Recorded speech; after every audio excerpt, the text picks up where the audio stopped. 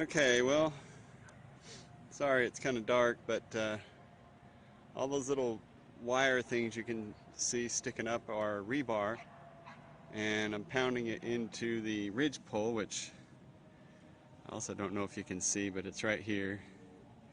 So I'm sitting up on top of the roof. It's like 6 o'clock at night in January, and anyway, I'm pounding these pins in, and well, just listen. They go in pretty good into the pine.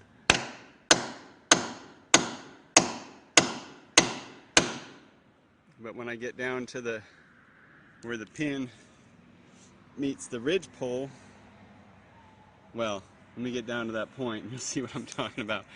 I think it's going to be hard. Okay, well, I just hit the ridge pole, so let's let you listen here.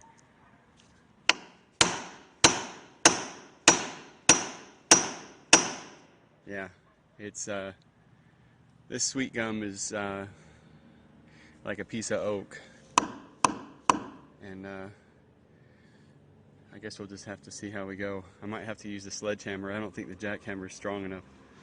Anyway, pretty scary stuff.